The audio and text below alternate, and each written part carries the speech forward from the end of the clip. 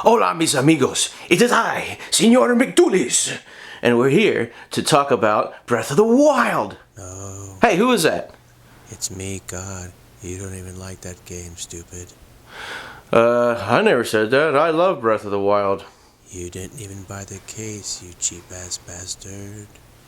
Well, I do like to save a buck. Yeah, screw it. The game sucks. Alright, so I don't like talking about AAA titles. Everybody talks about them. Everybody's played them. Even people that don't like them, or you've seen somebody play them, or something or other. So let's help support an indie developer who made a game all by himself, painstakingly on the MV player on Switch, which was just notoriously sucky. And I gotta tell you, the game is awesome. The game is freaking awesome. Wait. Who's that? I can see right up them shouts. Hey man, you know I don't go that way. Call me later. Alright. And I really don't have anything bad to say about this game. It's like playing an old school Final Fantasy game or an old school Dragon Quest game. When you fight the enemies and you're in it's turn-based battles, and when you fight these turn-based battles, it reminds me so much of like a Final Fantasy 4 or 5, something like that. Super Nintendo Final Fantasy game.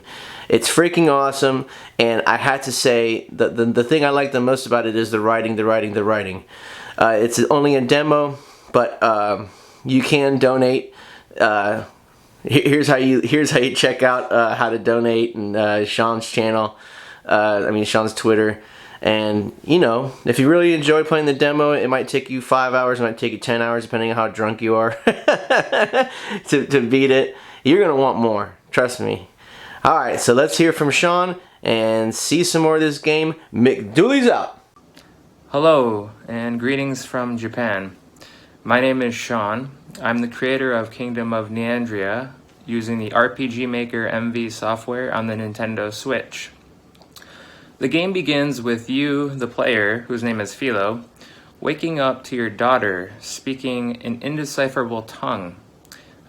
She's very ill, and she was born with a condition that has never allowed her to utter a sound. So alarmed at this development, Philo sets out to find the cure, suspecting that a foul magic may underlie his daughter's recent illness.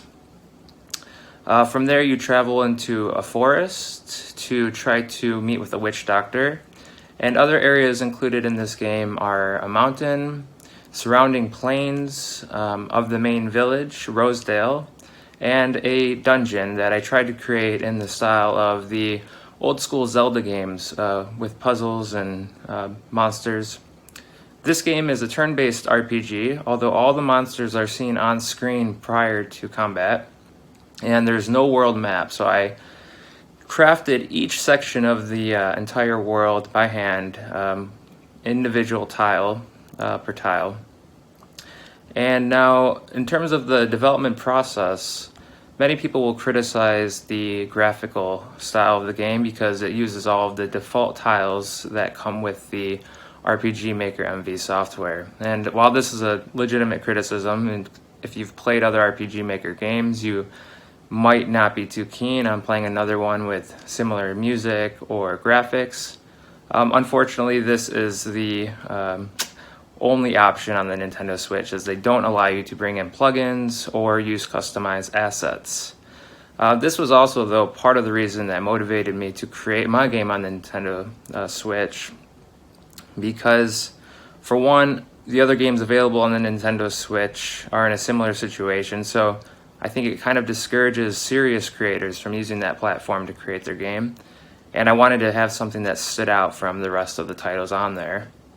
And also, it was just a fun challenge. I was hoping to dispel the myth that you can't create a solid RPG using just the default assets without plugins. And whether or not I succeeded, of course, will be up to you, the player, to judge. But yeah, the game is available. All you have to do is go to the Nintendo eShop, download the RPG Maker MV Player app, and then once you have that on your Nintendo Switch, just search for Kingdom of Neandria or Game ID 405.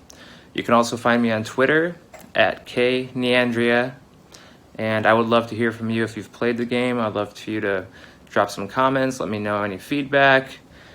The game does end kind of early on, so the game is set up as a demo, which is about 4 to 5 hours of gameplay, and it unfolds as if it's part of a long 35 to 40 hour adventure.